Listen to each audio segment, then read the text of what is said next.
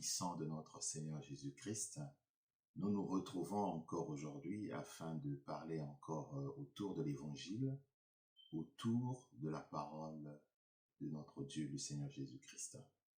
Alors, le Seigneur m'a mis à cœur afin que je puisse continuer dans la prédication que j'ai commencé, 3 semaines déjà.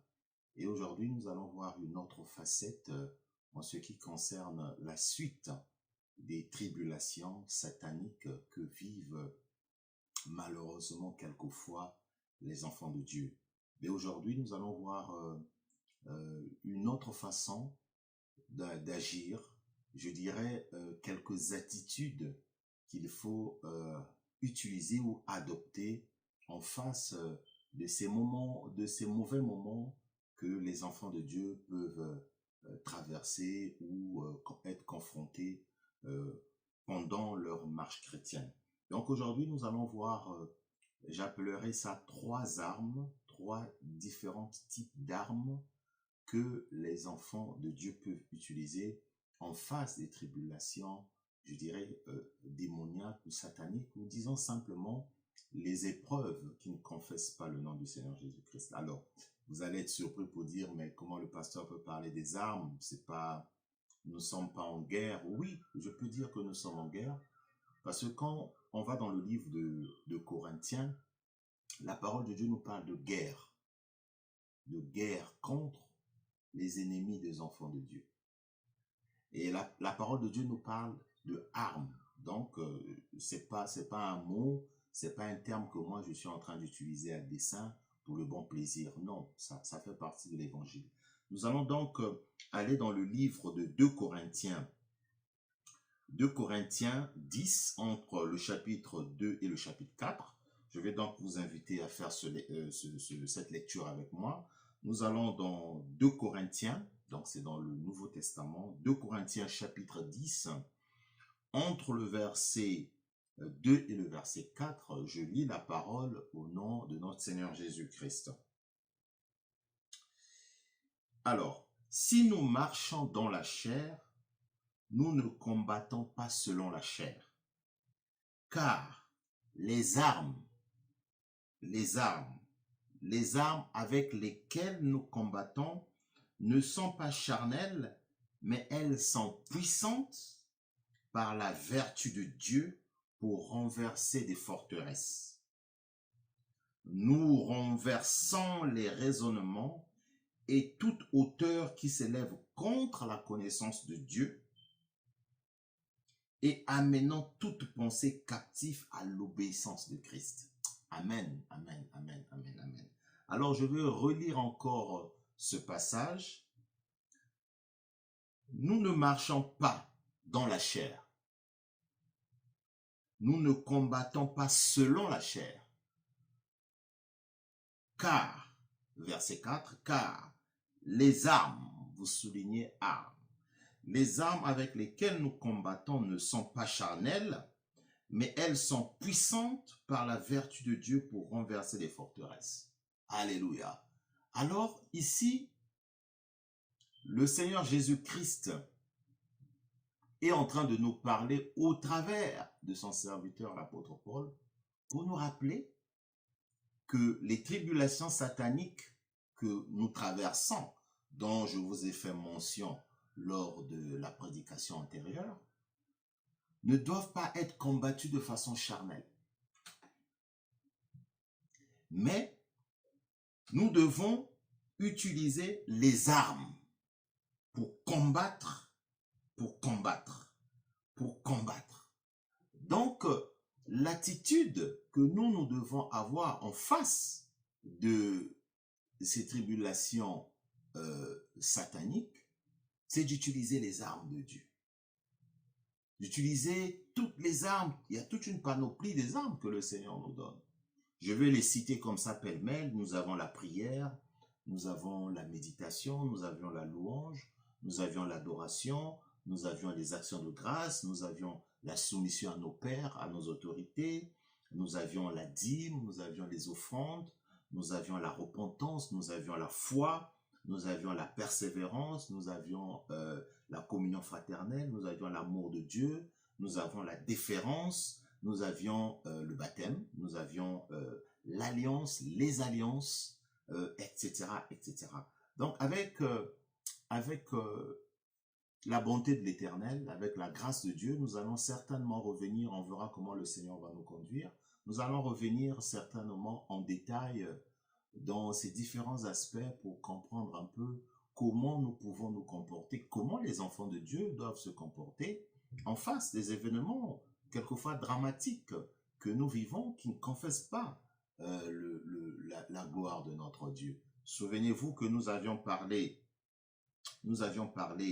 des sept signes qui nous amenaient à comprendre que nous vivions dans nos vies des situations ou une situation qui ne confesse pas la volonté de Dieu, qu'on pouvait clairement identifier ou percevoir comme étant des signes probables des turbulences sataniques. Donc aujourd'hui, nous allons voir trois types d'armes.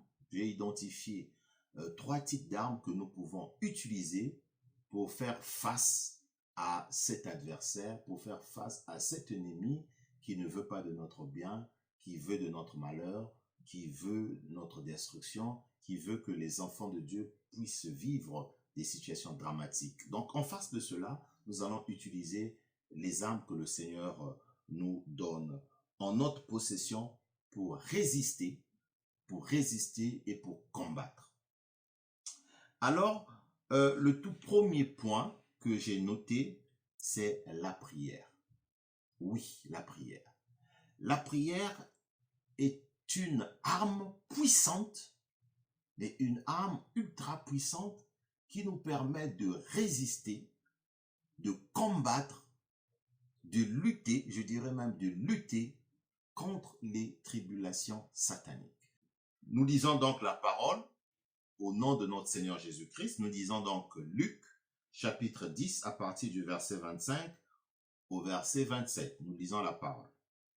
Un docteur de la loi se leva et dit à Jésus pour l'éprouver, « Maître, que dois-je faire pour hériter la vie éternelle ?»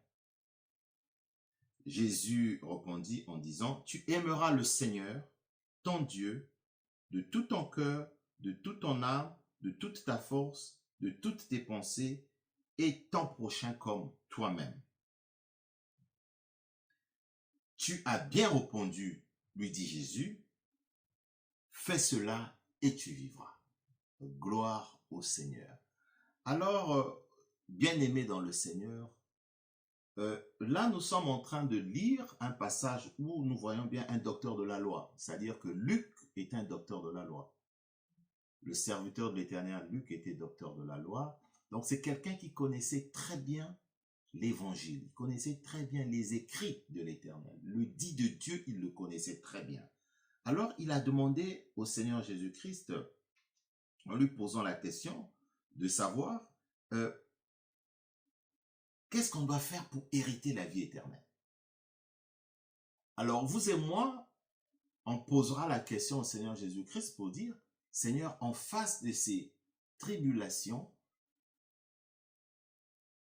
qu'est-ce que nous devons faire pour vivre, pour retrouver la vie, pour retrouver la guérison, pour retrouver la liberté, pour retrouver la vie éternelle, pour retrouver une restauration en face de tel type de tribulation que nous sommes en train de vivre. Alors, nous allons donc appliquer la réponse que le Seigneur Jésus-Christ a donnée à son serviteur Luc en disant, « Tu aimeras le Seigneur ton Dieu de tout ton cœur, de toute ton âme, de toutes tes forces, de toutes tes pensées, et ton prochain toi-même. » Alors, quand j'étais dans la méditation, le Seigneur m'a amené à comprendre, en fait, quand le Seigneur était en train de dire au serviteur de Dieu, Luc, en disant, « Tu aimeras le Seigneur ton Dieu. » En fait, on doit aimer le Seigneur Jésus-Christ, qui est notre Dieu. De tout notre cœur, de toute notre âme, de toute notre force, de toutes nos pensées, et on doit aimer notre prochain. En fait, ça résume quoi? Ça résume la prière. Mais pas seulement la prière, mais ça résume la prière et l'amour en plus. Parce qu'on ne peut pas prier Dieu si on n'a pas d'amour pour les autres. C'est pas possible. Parce que la parole de Dieu dit, tu aimeras le Seigneur ton Dieu. Donc, on aime le Seigneur, notre Dieu, voilà pourquoi nous le prions, voilà pourquoi nous prions le Seigneur Jésus-Christ. Mais on doit non seulement aimer le Seigneur Jésus-Christ, mais on doit l'aimer de tout notre cœur et de toute notre âme et de toutes nos forces et de toutes nos pensées. Et la parole de Dieu continue en disant, verset 27, « Et ton prochain comme toi-même. » Alors, cette phrase m'a beaucoup interpellé. Et dans la méditation, j'ai fini par comprendre que, en fait, on ne peut pas être là en train de prier que le Seigneur puisse nous sortir des tribulations sataniques et démoniaques, mais si on n'a pas l'amour du prochain. Parce que le prochain, c'est Jésus-Christ lui-même. Si tu as la rancœur, tu as la haine, tu as la méchanceté, tu as la jalousie, tu n'acceptes pas l'autre, tu n'auras pas la victoire. Le Seigneur ne te donnera pas la victoire aussi longtemps que tu n'auras pas le cœur du pardon. Tu n'auras pas le cœur d'aimer ton prochain. Parce qu'il ne faut pas oublier que nous ne combattons pas nos prochains, mais nous combattons les esprits sataniques qui habitent en eux, qui nous font du mal. Mais nous n'avons pas affaire de manière physique comme ça à nos frères et sœurs. Non, non. Les armes que nous utilisons ne doivent pas être utilisées de façon charnelle. Ce sont des armes spirituelles. C'est la prière. Et dans la prière, il y a l'amour qui va dans la prière. Alléluia, alléluia, alléluia. Parce que je le dis parce que c'est la parole de Dieu qui le dit. Et plus loin, quand vous lisez le texte du Seigneur, le texte qui suit en bas, alors, le docteur Luc a voulu demander au Seigneur Jésus-Christ, mais de qui vous faites allusion comme étant le prochain? Parce que Luc posait les questions. Ce n'était pas pour éprouver le Seigneur, comme la parole le dit, mais c'était pour comprendre, pour que nous puissions comprendre entre cette conversation entre Luc et le Seigneur. Et le Seigneur Jésus-Christ a amené son serviteur Luc à comprendre que le prochain dont il est en train de faire allusion, c'est le passant qui est à côté, la personne qui est à côté de toi. Comment tu veux que moi je te fasse, moi Seigneur Jésus-Christ, je te fasse des faveurs à ce que tu puisses avoir la vie éternelle, mais si tu n'aimes pas ton prochain, c'est pas possible. Alors, pour bien comprendre cela, on doit comprendre que, en fait, la prière c'est une façon de vivre. C'est un mode de vie, en fait. La prière, c'est pas seulement Seigneur, protège-moi, Seigneur, donne-moi, Seigneur, Seigneur. Non. C'est aussi la manière de vivre dans la société. Votre conduite. Par votre conduite, c'est toute une prière que vous faites de manière continuelle au Seigneur Jésus-Christ.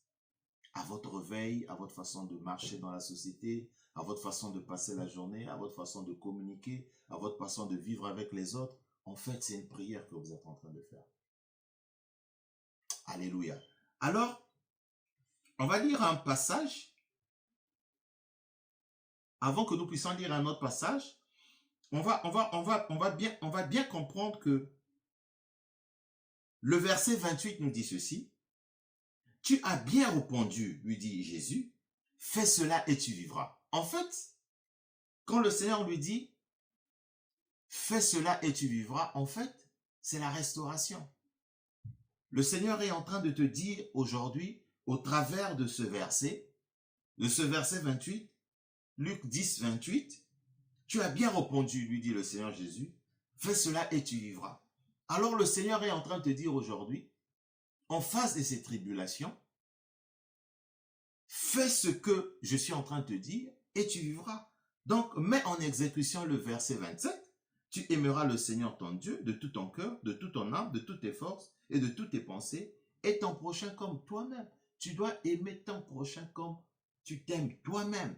Et le verset 28 arrive pour dire, tu as bien répondu, lui dit le Seigneur Jésus-Christ, fais ceci et tu vivras. Je suis en train de prier mon frère et ma sœur, que tu puisses comprendre que si tu ne mets pas une dose d'amour dans tes prières, si tu n'as pas l'amour des autres, tu ne vivras pas. Tu n'auras pas la gaieté. Tu n'auras pas le succès. Tu n'auras pas, le Seigneur ne te donnera pas cette grâce, cette miséricorde que les tribulations partent loin de toi. Alléluia. Je veux que tu puisses comprendre aujourd'hui que pour que tu puisses vivre la vie éternelle que le Seigneur Jésus-Christ est en train de nous parler, cette vie que tu vas vivre, que les tribulations sataniques soient loin de toi. Aime ton prochain comme tu aimes toi-même. Aime ton Dieu de tout ton cœur, de toute ton âme, de toutes tes forces, de toutes tes pensées.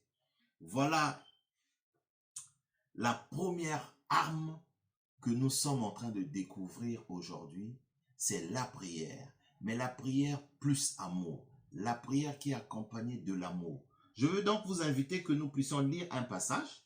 Comme ça, nous allons mieux assimiler ce que je suis en train de dire. On va aller dans le livre de 1 Jean.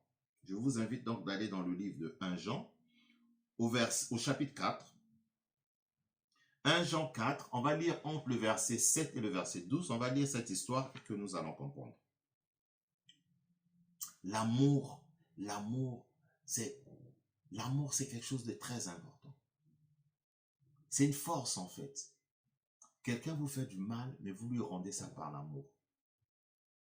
Quelqu'un vous fait du mal, mais vous lui faites du bien.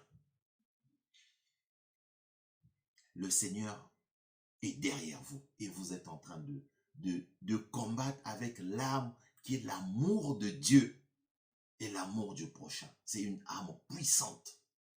Alléluia, alléluia, peuple de Dieu. Alors, on va dans le livre de 1 Jean, chapitre 4, entre le verset 7 et le verset 12.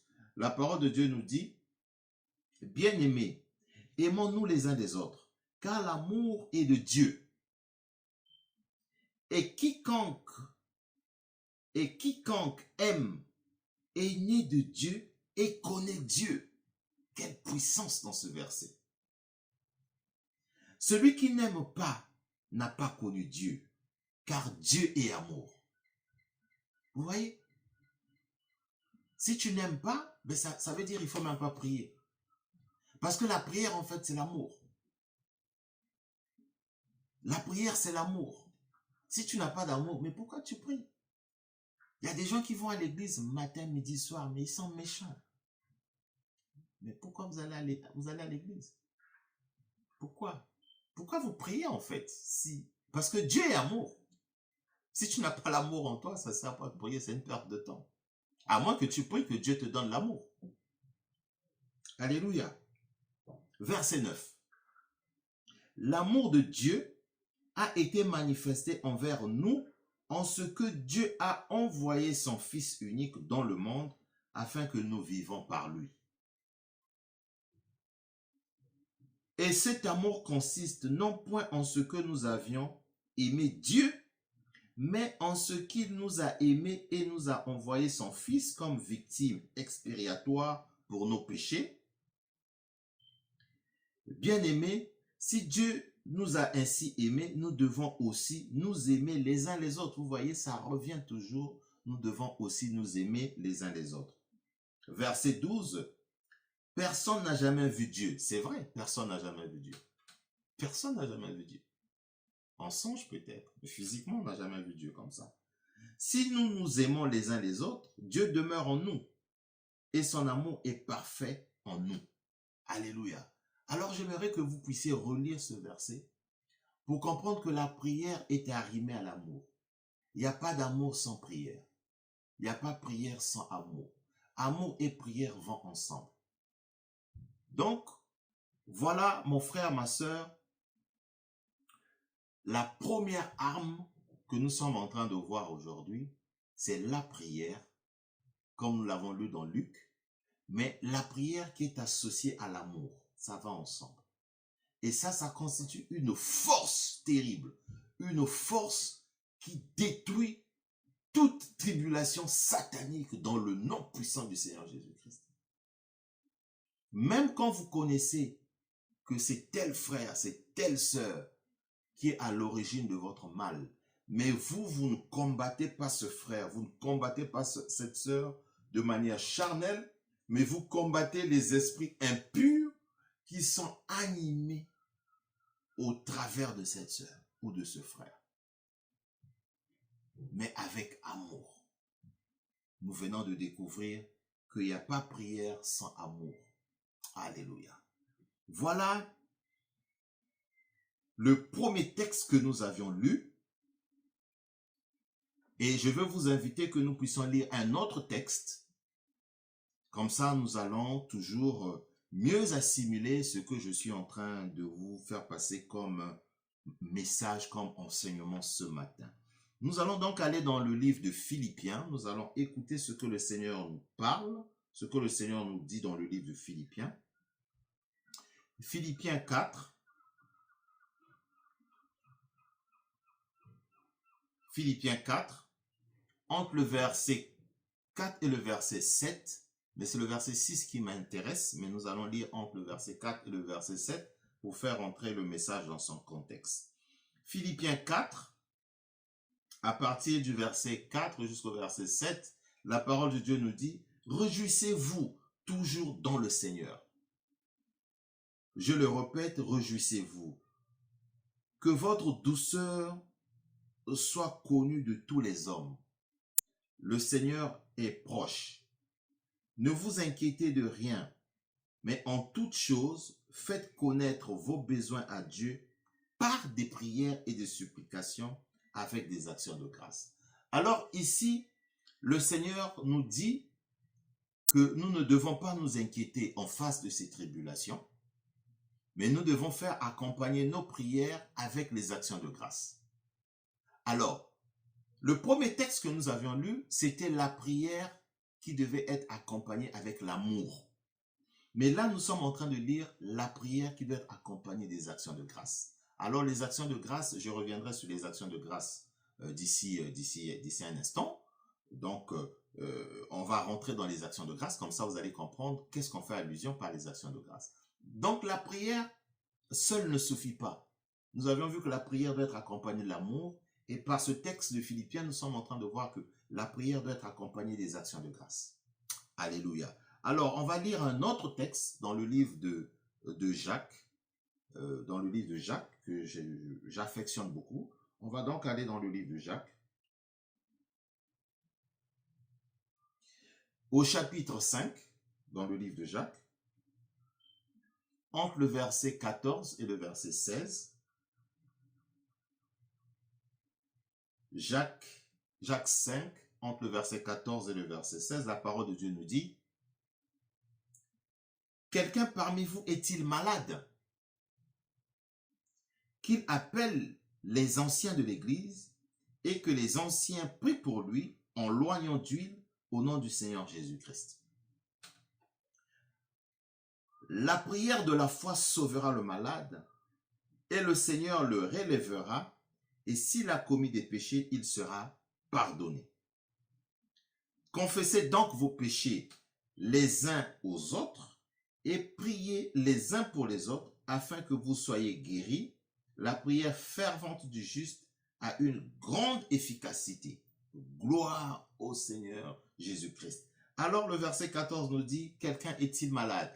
Ici, le Seigneur est en train de parler des malades, mais nous, dans notre prédication, nous sommes en train de faire allusion aux tribulations sataniques, démoniaques, qui conduisent à certaines maladies, comme nous l'avions mentionné dans les 7 signes de différentes tribulations que nous avions vues. Parmi ces tribulations, il y a des cas de maladie.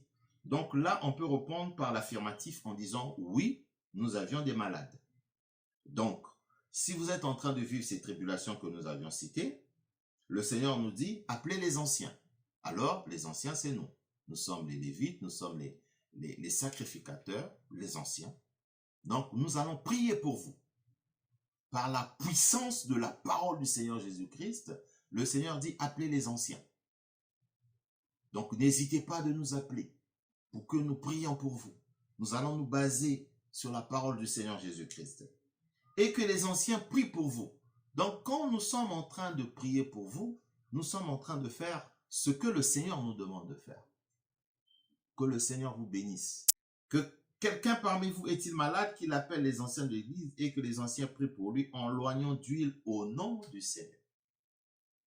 Donc, il peut arriver qu'on puisse vous oindre l'huile au nom du Seigneur. Tout ceci pour vous amener à avoir la restauration, pour avoir la guérison, pour sortir de ces moments de turbulence, pour sortir de ces moments troubles, pour sortir de ces moments inconfortables que vous êtes en train de vivre, ces moments de turbulence démoniaque, dans le nom puissant du Seigneur Jésus-Christ. Verset 15, la prière de la foi sauvera le malade. Il n'y a pas de victoire sans prière, sans foi. La foi et la prière vont ensemble. Quand vous priez, c'est que vous avez la foi, que la prière que vous êtes en train de faire va vous sortir de cette situation satanique dans le nom puissant du Seigneur Jésus-Christ. La prière de la foi sauvera le malade et le Seigneur le relèvera. Le Seigneur va vous relever, mon frère. Le Seigneur va vous relever, ma sœur, quand vous allez faire la prière de la foi. La prière de la foi, la prière de la foi, la prière de la foi va venir vous amener à sortir de cette situation inconfortable que vous êtes en train de traverser dans le nom puissant du Seigneur Jésus-Christ. Et s'il a commis des péchés, il lui sera pardonné. Oui, le Seigneur pardonne. Le Seigneur pardonne. Le Seigneur ne condamne pas. Le Seigneur ne nous laisse pas comme ça éternellement à genoux. Non, le Seigneur nous relève. Il nous donne une seconde gloire. Il nous donne une seconde chance. Alléluia. Amen. Amen. Amen. Verset 16. Confessez donc vos péchés les uns les autres. Confesser les péchés les uns les autres, c'est de reconnaître quand ta conscience, ton intérieur t'amène à reconnaître que tu as fait du mal à ton frère et à ta sœur. C'est d'aller demander pardon. D'aller dire, mon frère, je te demande pardon pour ce que j'ai fait. Ma sœur, je te demande pardon pour ce que j'ai fait. Ça ne sert pas d'aller prier. Si dans ta conscience, tu sais que tu as un problème avec ton frère, va d'abord te réconcilier avec ton frère. Va te réconcilier avec ta sœur avant d'aller demander pardon au Seigneur. Et priez les uns pour les autres afin que vous soyez guéris. Oui, on doit prier mutuellement. Voilà pourquoi nous sommes là. C'est pour que nous prions pour les uns et les autres. Car ensemble, c'est une force. Vous êtes seul, ma sœur, chez vous. Vous avez besoin de prier avec les autres. Appelez-nous, comme ça on va prier ensemble. Je ne dis pas que votre prière seule n'a pas d'efficacité. Si, ça a une grande efficacité. Parce que le Seigneur Jésus-Christ est dans le secret avec vous. Parce que la parole de Dieu dit, rentrez dans votre chambre, rentrez dans votre maison, enfermez-vous et priez. Oui, mais la parole dit aussi, priez les uns pour les autres. Appelez les anciens. Donc, il y a la prière individuelle qui a une efficacité, c'est vrai. Mais, en appelant les anciens de l'Église, les anciens que nous sommes, nous allons prier ensemble, les uns pour les autres, dans le nom puissant du Seigneur Jésus-Christ. La prière fervente du juste a une grande efficacité. Alors ici, quand la parole de Dieu nous parle de la prière du juste, c'est la personne qui prie avec amour. C'est la personne qui a demandé pardon aux autres et est en train de prier. À ce moment-là, la prière aura une efficacité. Le juste, quand la parole est en train de parler de la prière du juste, c'est la prière de celui qui n'a pas de rancœur, celui qui n'a pas de jalousie pendant qu'il est en train de prier. Tu sais que tu as une dette de quelqu'un, mais tu es en train de prier que Dieu puisse te bénir. Mais va d'abord payer la dette de l'autre. Tu sais que tu fais du mal aux gens, mais tu es en train de prier que Dieu puisse te bénir, que Dieu puisse te faire du bien. Mais toi, tu sais dans ton cœur que tu es en train de faire du mal aux autres. Ce n'est pas la prière du juste. La prière du juste, c'est quand tu sais dans ton cœur que tu ne te reproches de rien. Tu as un cœur tranquille. À ce moment-là, ta prière aura une efficacité. Alléluia, alléluia. Gloire au Seigneur. Donc voilà l'arme, la première arme que nous avions vue pour lutter contre les tribulations sataniques. Je vous ai rappelé qu'il y en a plusieurs, mais le Seigneur m'a amené à en sélectionner 3 aujourd'hui. Donc nous allons donc parler de la deuxième arme que nous pourrions utiliser. Je vais donc vous inviter que nous puissions aller dans le livre de Romains, Romains 8, entre le verset 35 et le verset 37. C'est un passage qui est assez connu de tous. Romains 8, Romains 8, entre le verset 35 et le verset 37, je lis la parole au nom du Seigneur Jésus-Christ. Qui nous séparera de l'amour de Christ? Ce sera la tribulation, ou l'angoisse, ou la persécution, ou la faim, ou la nudité, ou le péril, ou l'épée. Selon qu'il est écrit, c'est à cause de toi qu'on nous met à mort tout le jour, qu'on nous regarde comme des brebis destinées à la boucherie. Mais dans toutes ces choses, nous sommes plus que vainqueurs par celui qui nous a aimés. Ô Seigneur Jésus-Christ. Malgré ces tribulations, malgré ces attaques, malgré ces combats, malgré la situation que tu es en train de traverser, mon frère, ma sœur, malgré ces moments difficiles, tu t'es retrouvé dans les 7 signes.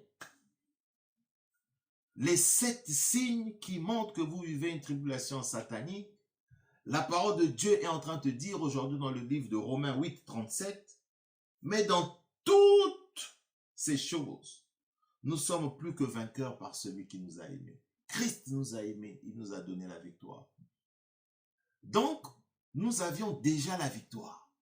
Comme il est écrit dans le livre de Genèse 5, nous avions déjà été bénis. Mais il faut que tu vives cette victoire, cette bénédiction, cette victoire de façon matérielle. Elle est là, mais c'est à toi de t'en approprier. C'est à toi de te procurer cette arme afin que tu puisses marcher dans ta destinée, afin que tu puisses vivre la gloire de Dieu. Alléluia. Donc, j'étais en train de dire que nous ne marchons pas par la vue, mais nous devons marcher par la foi. Comme il est écrit dans le livre de 2 Corinthiens 5, 7, nous ne marchons pas par la vue. Donc tout ce que nous devons faire, ce n'est pas par la vue, mais c'est par la foi. Par la foi. Donc la deuxième arme que nous sommes en train de voir aujourd'hui, c'est la foi. Parce que le livre de Romains nous dit, nous sommes déjà vainqueurs. Mais pour que cette victoire soit matérialisée, tu dois avoir la foi dans ton subconscient que tu as déjà la victoire. Tu as déjà cette richesse en toi. Tu as déjà cette réussite en toi. Mais elle doit être matérialisée par la foi que tu dois avoir. Voilà pourquoi le livre de Corinthiens nous dit, ne marche pas par la vue, mais marche par la foi. Tu es en train de voir les tribulations sataniques, mais par la foi, tu sais que tu as la victoire dans le nom puissant du Seigneur Jésus-Christ. Et je le déclare dans ta vie maintenant. Reçois cette victoire maintenant. Par la foi, tu reçois cette guérison. Par la foi, tu reçois cette liberté aujourd'hui. Par la foi, tu reçois cette délivrance. Par la foi, tu reçois cette restauration dans le nom puissant du Seigneur Jésus-Christ. Dans le nom puissant du Seigneur Jésus-Christ. Tout est une histoire de foi. Là, nous sommes en train de voir la foi. Mais c'est une foi qui doit être accompagnée de moins la peur. La première arme, nous avons vu, c'était la prière, accompagnée de l'amour. Là, nous sommes en train de voir la foi, moins la peur. On va aller dans le livre de Nombres, on va lire une histoire, là où l'Éternel avait demandé à Moïse d'envoyer des hommes pour aller à Canaan, pour aller explorer le territoire, etc. Vous vous souvenez de cette histoire? Et quand ces personnes sont allées là-bas, ils sont revenus vers Moïse pour lui donner le rapport, mais ils étaient pessimistes. Ils ont dit à Moïse, ah, nous étions là-bas, on a vu des géants, on a vu telle situation. Donc, ils n'avaient pas la foi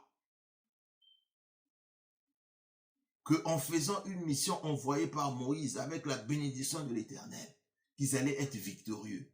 Mais c'était assez triste quand même. On va lire cette histoire. On va aller dans le livre de Nombres. On va dans le livre de Nombres. Nombres chapitre 13. Entre le verset 25 et le verset 33.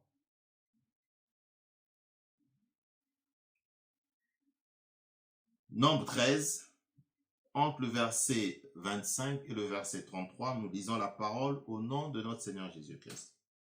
Ils firent de retour de l'exploration du pays au bout de 40 jours. À leur arrivée, ils se rendirent auprès de Moïse et d'Aaron et de toute l'assemblée des enfants d'Israël à Kadès, dans le désert de Paran. Ils firent un rapport ainsi qu'à toute l'assemblée, et ils leur montèrent les fruits du pays. Verset 27. Voici qu'ils racontèrent à Moïse, donc ils donnaient le compte rendu à Moïse. Nous sommes allés dans le pays où tu nous as envoyés. À la vérité, c'était un pays où coule le lait et le miel. Bon, ils reconnaissent quand même que c'est un pays où coule le lait et le miel. Et en voici les fruits. Ils disent mais. Vous voyez, le pessimiste. Mais le peuple qui habite ce pays est puissant. La peur est rentrée. Donc ils disent à Moïse, nous sommes allés là-bas. On a vu. C'est vraiment le pays où il y a le lait et le miel. Mais. Et les enfants de Dieu ont toujours le mais. Non, on doit enlever ça.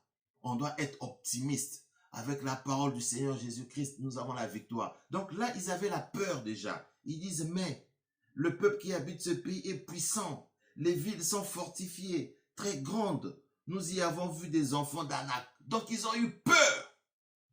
Dans le nom puissant du Seigneur Jésus-Christ, le Seigneur est en train de me parler de la peur. Ma sœur, enlève la peur. Oh mon frère, enlève la peur. Quelles que soient les tribulations que tu es en train de traverser, quelles que soient les situations que tu es en train de traverser, que le diable ne te mette pas la peur, que les enfants d'Anak ne soient pas dans ton cœur. Oh, mais que la peur parte loin de toi. La peur n'est pas de Dieu. La peur n'est pas de Dieu. Vous savez, frères et sœurs, les armées, quelquefois conventionnelles, quelquefois avant qu'ils rentrent en conflit ou en guerre, ils envoient souvent des messages de communication. Ils envoient quelquefois des faits d'annonce pour faire peur à l'adversaire. Et très souvent, on est quelquefois tétanisé, on jette quelquefois l'éponge. Tout simplement parce qu'on n'a pas combattu, on a seulement peur. Alors ici, là, vous allez voir, vous allez lire ce texte, vous allez vous rendre compte qu'ils ont eu peur. Au verset 31, il est écrit, mais les hommes qui étaient allés avec lui dirent, nous ne pouvons pas monter contre ce peuple, car il est plus fort que nous. C'est une histoire assez curieuse, un peu triste, le verset 31. Mais les hommes qui étaient allés avec lui dirent, nous ne pouvons pas monter.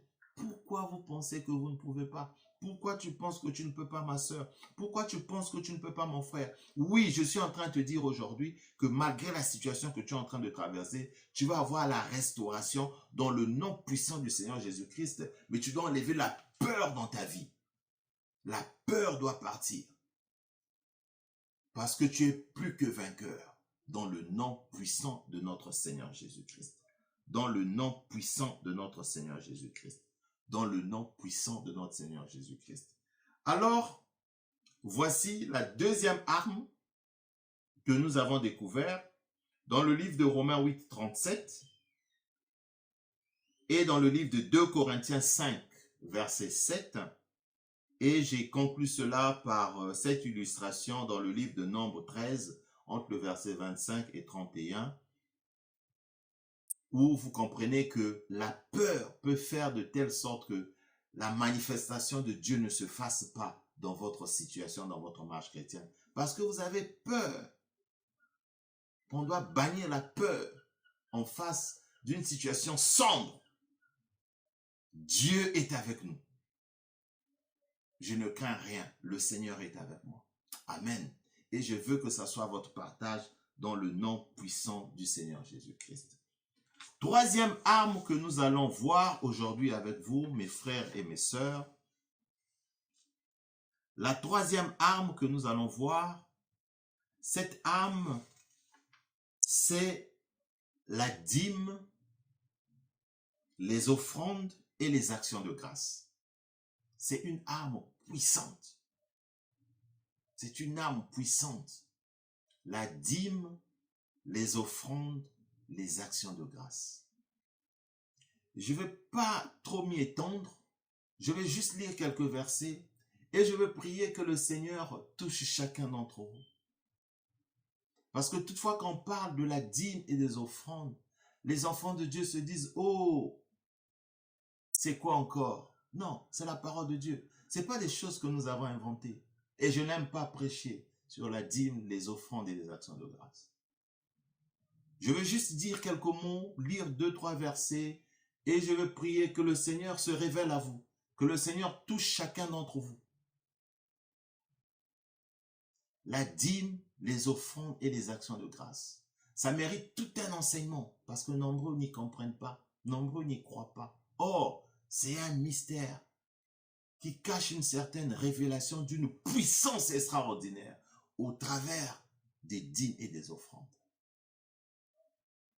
Nous n'avions pas besoin de la dîme et des offrandes pour être bénis. Parce que, étant enfants de Dieu, nous avons déjà été bénis. Dans le livre de Genèse, je crois que c'est au chapitre 4 ou au chapitre 5, Dieu créa l'homme et la femme, il les bénit. Donc nous avions déjà été bénis. Mais la dîme et les offrandes, c'est une obligation. Sous la loi, c'est une obligation. Vous allez dire que nous ne sommes plus sous la loi, c'est la nouvelle alliance. Oui, mais ce sont les prescriptions de Dieu. Le Seigneur lui-même, il dit dans sa parole qu'il n'est pas venu pour abolir la loi de Moïse ou des prophètes, mais il est venu pour les accomplir. Donc, l'Ancien Testament, la parole de Dieu, la loi, a encore son sens aujourd'hui. Parce que Dieu lui-même dit, c'est pas moi qui le dis, le Seigneur lui-même, il dit, il n'est pas venu pour abolir la loi. Il est venu pour accomplir la loi. Alors, la dîme et les offrandes, mon frère, ma sœur, cachent une certaine puissance. En face des tribulations,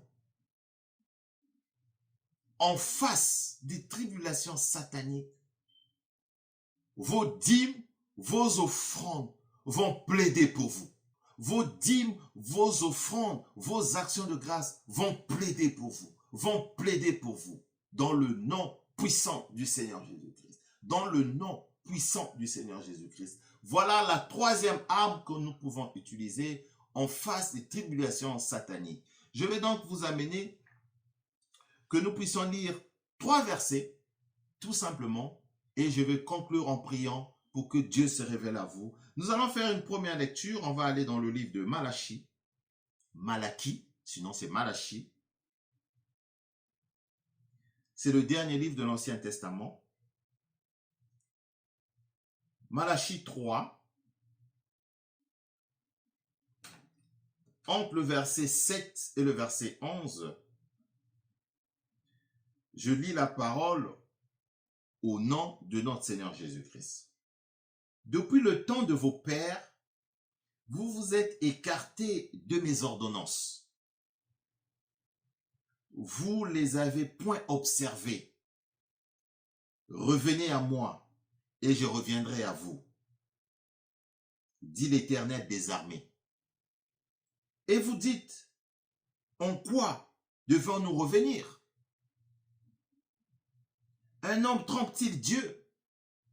Car vous me trompez. Et vous dites, en quoi t'avons-nous trompé? Le Seigneur dit, vous me trompez dans la dîme et dans les offrandes. Verset 9. Si vous êtes frappé par la malédiction, et vous me trompez, la nation tout entière. Apportez à la maison du trésor toutes les dîmes, afin qu'il y ait de la nourriture dans ma maison. Mettez-moi de la sorte à l'épreuve, dit l'Éternel des armées, et vous verrez si je n'ouvre pas pour vous les écluses des cieux, si je ne romps pas pour vous la bénédiction en abondance.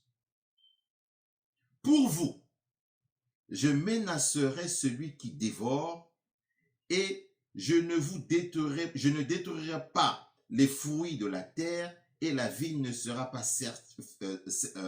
stérile dans vos campagnes, dit l'Éternel des armées. Alléluia, alléluia, peuple de Dieu. Alors ici, on va me dire, oui, mais c'est un texte de l'Ancien Testament. D'accord. Je vais vous lire un autre texte dans le Nouveau Testament où le Seigneur est en train de parler de la dîme, des offrandes. Donc que ça soit dans l'Ancien Testament, ça soit dans le Nouveau Testament, la dîme et les offrandes, le Seigneur dit, vous le trempez, mettez-lui à l'épreuve. Mais qui reçoit la dîme et les offrandes? Si ce n'est pas dans l'Église, les sacrificateurs, les Lévites, les anciens, vos frères et sœurs dans vos communautés doivent recevoir vos actions de grâce. C'est une arme qui parle pour vous. Et le Seigneur va plus loin. Il dit, vous me mettez à l'épreuve.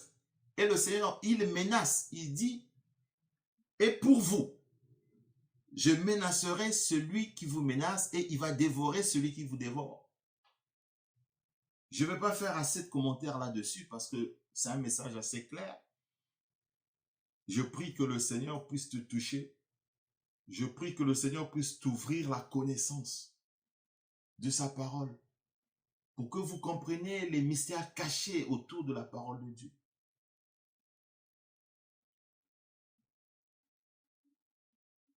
Vous savez, ceux qui sont les non-croyants aiment faire les actions de grâce. Ils savent pourquoi ils font les actions de grâce. Parce que ça renferme une certaine puissance. Et nous, les enfants de Dieu, nous sommes les derniers à vouloir donner les actions de grâce, de faire des dons aux veuves, aux orphelins, à nos frères et sœurs, aux pauvres, à ceux qui manquent. Nous avions la lourdeur comme ça de bénir Dieu au travers de ses ministres, de ses serviteurs. Respectez la parole de Dieu dans le nom puissant de notre Seigneur Jésus-Christ. On va lire donc une deuxième lecture dans le livre de Luc. Cette fois-ci, nous allons dans le Nouveau Testament. Je vous ai dit que les actions de grâce, la dîme, nécessitent tout un enseignement parce que c'est non seulement un mystère, mais beaucoup n'y comprennent pas. Par la grâce de Dieu, peut-être qu'on y reviendra en long et en large. Luc 18, entre le verset 9 et le verset 12, écoutons ce que la parole de Dieu nous dit. Luc 18, entre le verset 9 et le verset 12, il dit encore cette parabole en vue de certaines personnes se persuadent qu'elles étaient justes en ne faisant aucun cas des autres. 2 hommes montèrent au temple pour prier. L'un était pharisien et l'autre était publicain. Verset 11. Le pharisien debout priait ainsi en lui-même, « Ô Dieu, je te rends grâce de ce que je ne suis pas comme le reste des hommes, qui sont ravisseurs, injustes, adultères, ou même comme ce publicain. Je jeûne 2 fois la semaine. Je donne la dîme de tous mes revenus. » Verset 12. Je jeûne 2 fois la semaine. Je donne la dîme de tous mes revenus. Vous voyez, au verset 11, il a parlé de la prière. Je prie. Je jeûne et je donne ma dîme.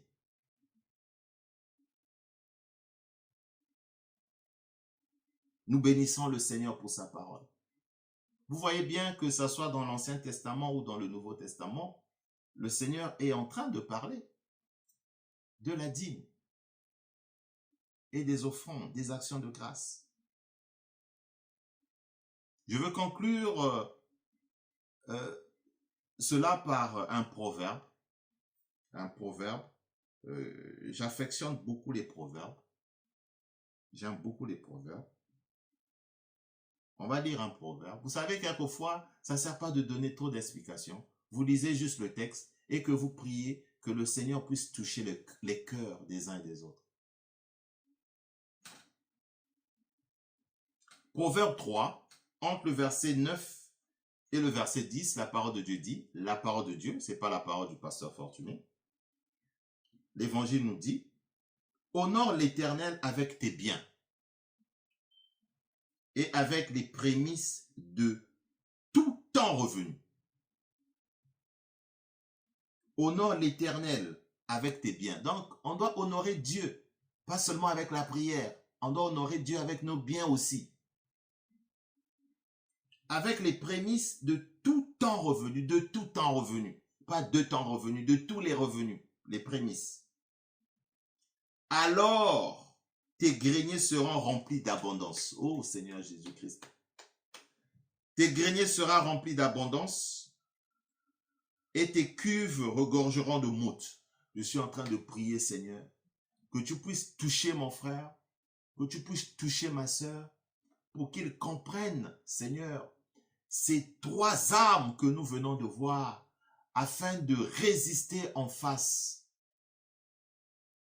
des turbulences, des tribulations sataniques, afin que vous puissiez vivre la gloire de Dieu, vous puissiez vivre le miracle. Vous savez, la parole de Dieu, il y a tout un mystère derrière. Et aussi longtemps que vous n'allez pas connaître le mystère, les choses cachées, la parole de Dieu dit « Invoquez-moi et je vous répondrai ». Je vous montrerai les choses cachées, les choses que vous ne connaissez pas. Le Seigneur est en train de te répondre aujourd'hui, en face des situations difficiles que tu es en train de traverser dans ta vie, en face de ces combats.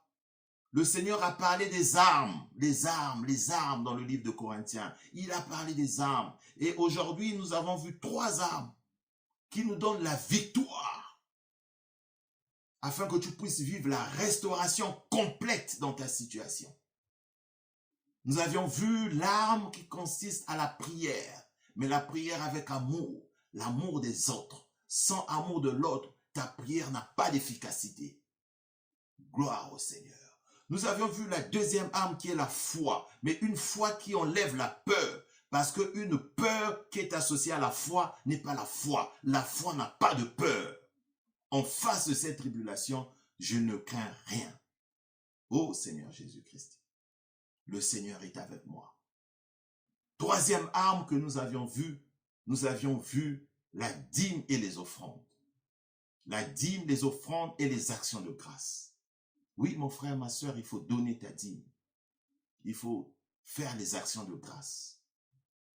Ça a une grande efficacité. Nous l'avons lu dans un texte de Malachie, dans l'Ancien Testament, et dans un texte du Nouveau Testament où le Seigneur est en train de nous parler de la dîme et des offrandes. Et nous avons lu un dernier texte dans Proverbes. Que le Seigneur vous bénisse, que le Seigneur puisse dévorer, comme il le dit dans sa parole, celui qui vous dévore. Que le Seigneur puisse vous remplir d'abondance. Que le Seigneur puisse remplir vos greniers, vos revenus soient multipliés et remultipliés encore en abondance. Que le Seigneur vienne sécher vos larmes, que le Seigneur vienne vous restaurer, quelle que soit la situation dans laquelle vous êtes en train de traverser. Rentrez dans votre chambre, priez. Le Seigneur qui est dans le secret avec vous écoutera votre prière.